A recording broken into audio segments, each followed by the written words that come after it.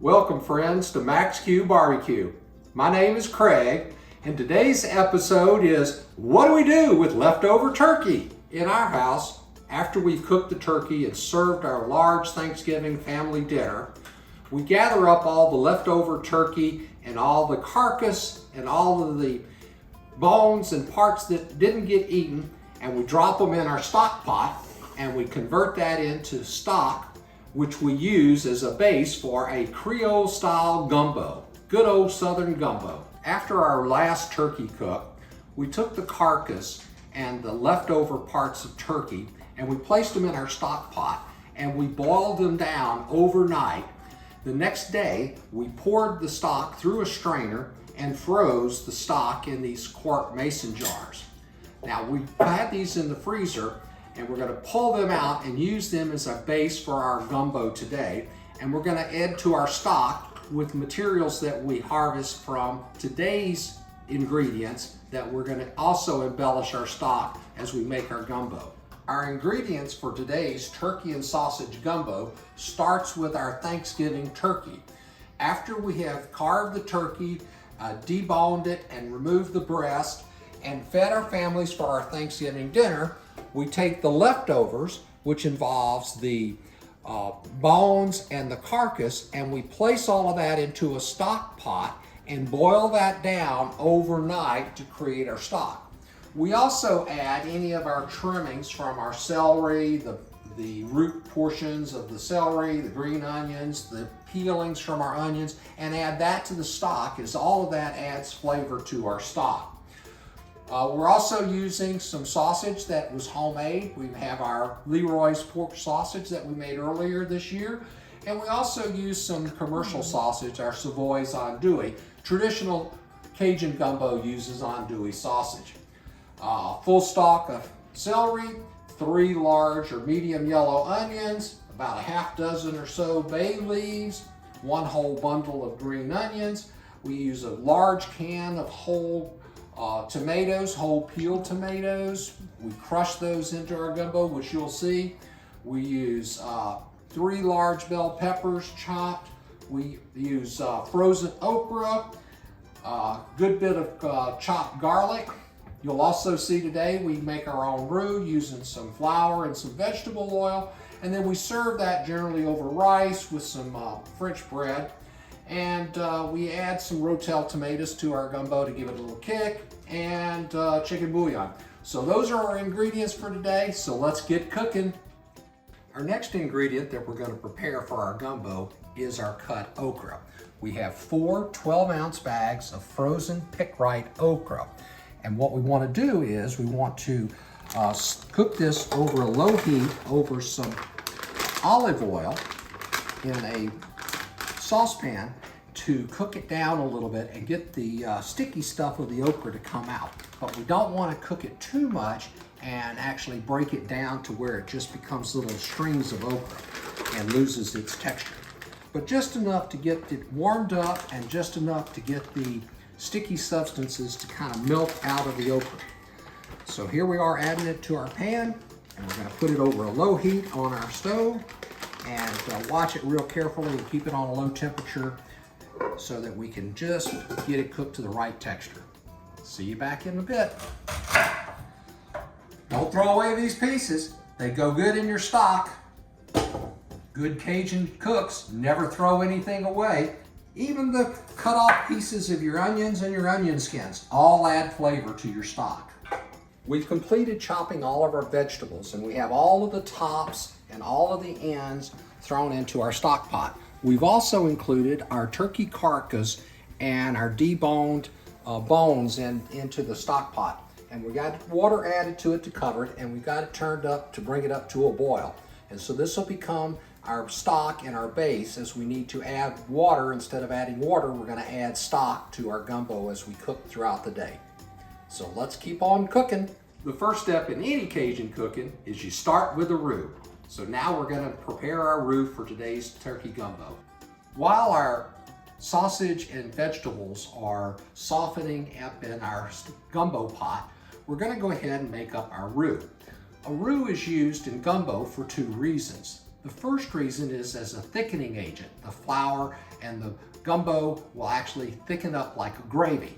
The other reason we use it is to give that gumbo that classic gumbo flavor that comes from fried flour. Now, many chefs in Louisiana would take their flour and put it into a saucepan, melt some sticks of butter, put some onions in it, and fry the flour. And that's a wonderful way to do the roux. However, we learned many, many years ago that there's a much simpler way to put the roux together. It's a whole lot less mess, and that's the method that we're going to use today. Today, we're going to use our Pyrex measuring cup. This is a glass measuring cup. It's microwave and oven safe, and we're going to make our roux in this. And the way we do that is we start by adding a cup of flour to our mixing cup.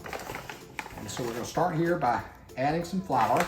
So that's about how much roux we want, is about a cup worth. And get close here. And that's good enough. So that's about a cup of flour. And then the next thing we're going to do is we're going to add some vegetable oil. This is just plain off-the-shelf Crisco vegetable oil, pure vegetable oil.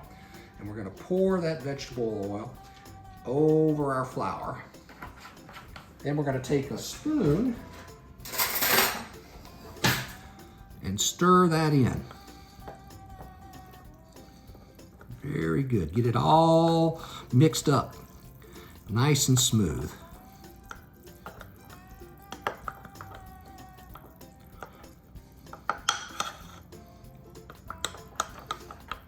See, there's still some spots that aren't quite mixed up there. Once we got it mixed up like we want, use my magic finger there to mix that up a little bit and get that off with the spoon. We're going to use our magic microwave to make our roux. Now this process is, you have to be a little bit careful because this gets really hot. So we're going to start our roux in the microwave for about 2 minutes. Then we're going to stop, stir it, check it, and then microwave it another 30 seconds. Now the goal here is to time our microwave and our cook time to get the roux to the color that we want. You can have a very light colored roux that is like a tan color or a cream color, or you can have a very dark roux, which is almost dark brown. But for today's gumbo, I'm going to be going for a medium colored roux, which is sort of a copper colored brown roux. And in order to hit our proper cooking temperature, we have to do our microwaving in repetitive steps until we get it to the color that we want. So now I'm going to put the roux in the microwave for 2 minutes, and then we'll come back and take a look and see what it looks like. Let's open it up and take a look at our roux. After 2 minutes, you can see that the oil and the flour are actually frying. You can see it bubbling in our Pyrex dish. Be very careful because this gets a lot hotter than something that's more water-based. Oil will actually rise to a much higher temperature. So what I'm going to do is I'm just going to go ahead and give it a quick stir to even it out and smooth it out. And you can see it's already starting to get sort of a creamy tan color to it. And don't touch that end of the spoon because it's much hotter than it was when we started. So we're going to go ahead and close it up and do it for another minute. Okay, our roux has cooked now for a 2-minute period and a 1-minute period. Let's open it up, take a look and see how it's doing. And you can see it's frying and boiling there in our mixing cup. I'm going to give it a quick stir. Keep it nice and even and smooth. We don't want it to burn because there's nothing worse than a burnt roux. And if you're not careful and you over microwave it, it'll burn right before your eyes. So there we got it a nice quick stir. We're going to let it continue to cook. The oil's hot. So this time, instead of doing a whole minute, we're going to do a 30-second. All right, our roux has been cooking for 2 minutes and 30 seconds. You can see it's frying very nicely in our oil.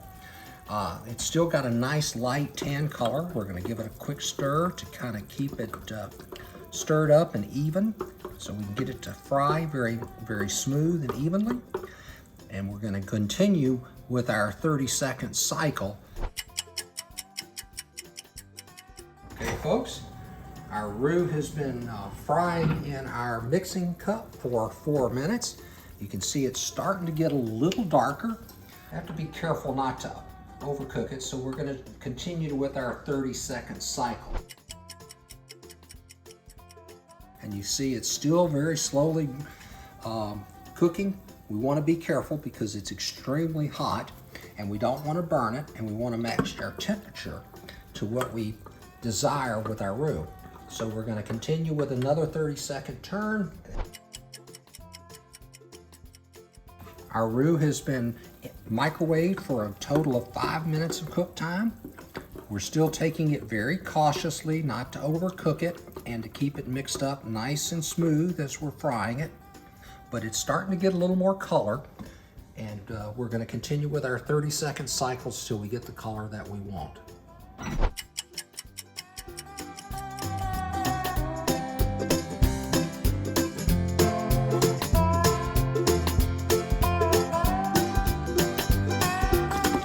See, it's starting to thicken up and get to the color that we want, but it's not quite as brown as we want it, but it's really starting to look good at this point. And this is 6 minutes of microwave time. Okay, this is 6.5 minutes of microwave time. And you're seeing that it's really starting to get to that nice golden brown color. We're just about where we want to be. I don't want to go too much more, but we'll go one more round of 30 seconds. I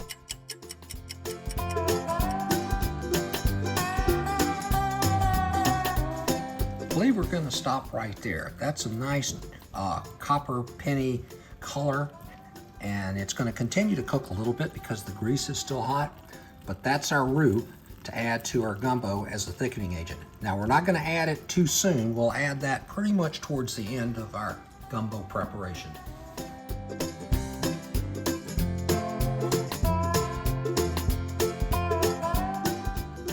And there you have it. There's our simple roux recipe. It was about 7 minutes in the microwave. No mess, no fuss. Just have to be careful not to overcook it, because a lot of times the inside of the roux and the flour will cook faster than the outside. So you have to stir it so you make sure you expose that. And remember, every good gumbo starts with a roux. Our gumbo recipe relies upon our ingredients to provide most of the seasoning and spices to the mix. We add very little salt or any other seasoning, as most of our ingredients have the seasonings that we want. Here is a package of our homemade pork sausage. This you might look at episode 1. This is some of our Leroy's pork sausage, and we're going to be using some of that as our sausage for our gumbo. We also happen to have some store-bought, some Savoy's andouille, and this is a very, very flavorful sausage that is made in Louisiana, and will give our gumbo a nice Louisiana kick to it. So let's get this chopped up, and we're going to cut it up into little rings like this, and this is what we're going to start with as we start our gumbo in the pot. We have our Leroy's pork sausage cupped up into quarter-sized discs, along with our Savoy's andouille sausage. I like to start my gumbo with the sausage in the pot first. This one, it renders the fat out of the sausage and cooks the sausage. But number 2, the sausage has a little tougher texture and will survive the longer cook without falling apart. We'll add the turkey in later, because the turkey is already cooked and will fall apart if we add it into the pot too quickly. So let's go ahead and get our sausage gathered up and get it in the pot. Whoops.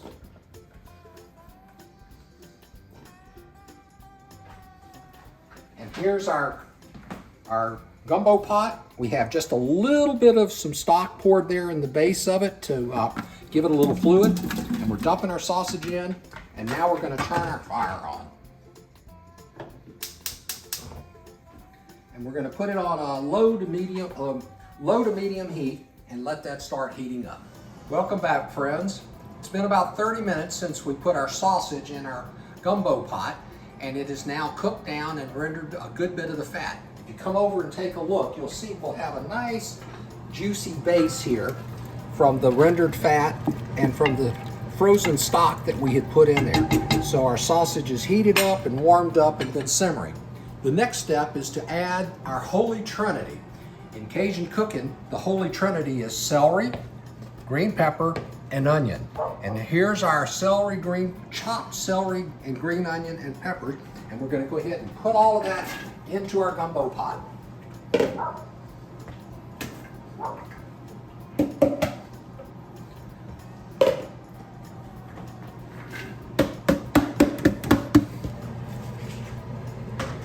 gonna give it a good stir and put the lid on it and let it start cooking down.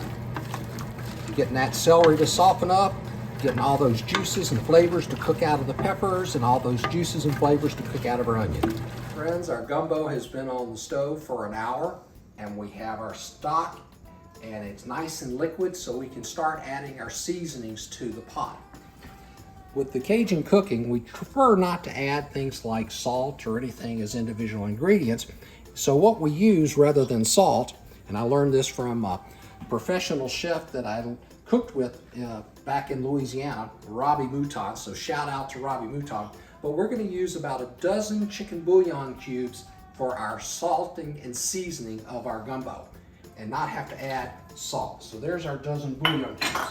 The next thing we wanna add is about 6 bay leaves to give it that bay leaf flavor. So there was 2 left in that jar, and we're gonna pull out a few more here, 4 more, put those in our gumbo, and that will be our bay leaves. Our next ingredient that we're gonna add is gonna be 3 tablespoons of chopped garlic.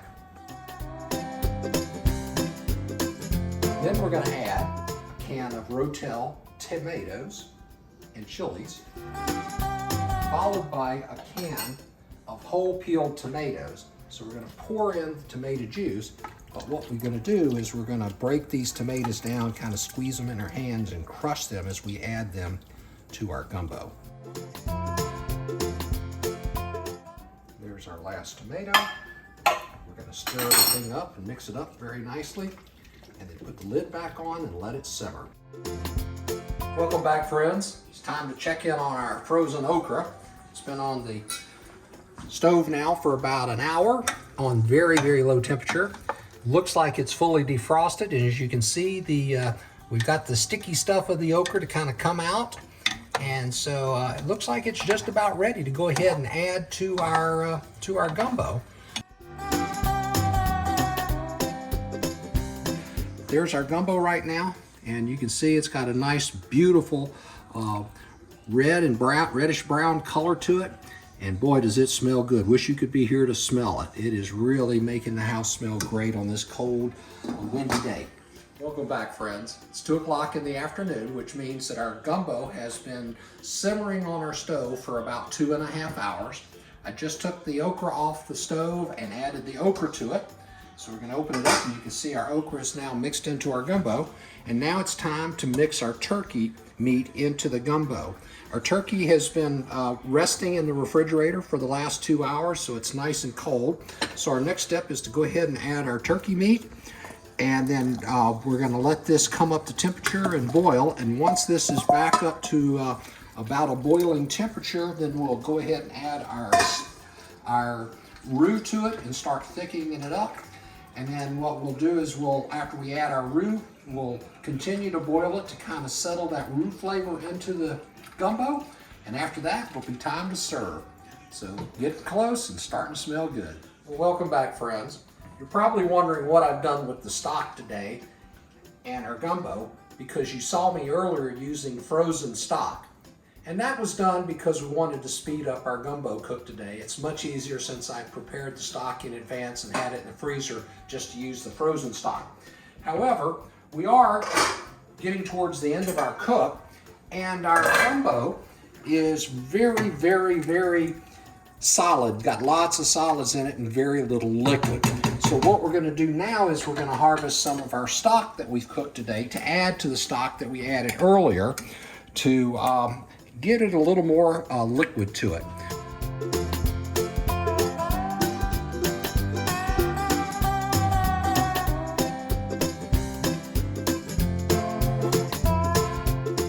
Welcome back, friends. It's now 2:30 in the afternoon. Means that our gumbo's been cooking about 3 hours. It's time to go ahead and put our roux in it to thicken it up. I've added stock from our stock pot and brought it up to a boil. I've got our roux here. I've been pouring off the grease so that it's we're not adding more oil to it. And so we're going to take our roux and we're going to slowly stir that in and let it kind of dissolve into the stock. And as we do, after we add the roux, it's like any other floured gravy or anything that has a thickening agent like flour. We're going to have to pay close attention to our temperature in our pot because this will have a tendency to scorch. So I'm going to boil it a little bit to dissolve the roux, but then I'm going to cut the fire down and let it cool off, and then it'll be ready to serve. But I've got to, till I cut the fire down, I'm going to have to stir this in really, really good to keep it from scorching on the bottom of the pot. So here I go. Got my gumbo spoon and go to work keeping it stirred up. And we'll stir it here for about 5 minutes while it's boiling, and let that roux work into the pot, and then we're going to turn the temperature down. Well, folks, it's 3 o'clock. It's been 3.5 hours since we started our gumbo, and everything is ready. Our rice is ready in our rice pot, so it's time to serve it up and test it out. We're going to start with a little bit of our rice here, put that in our bowl, and then come over to our gumbo pot. Take our ladle, and reach down in that pot, get a nice meaty servings. We're going to pour that in our pot, put a little more juice on top, and let's go check it out. Alrighty, let's taste this gumbo. That is good. As they say in the South, sissy ball. Thank you for watching.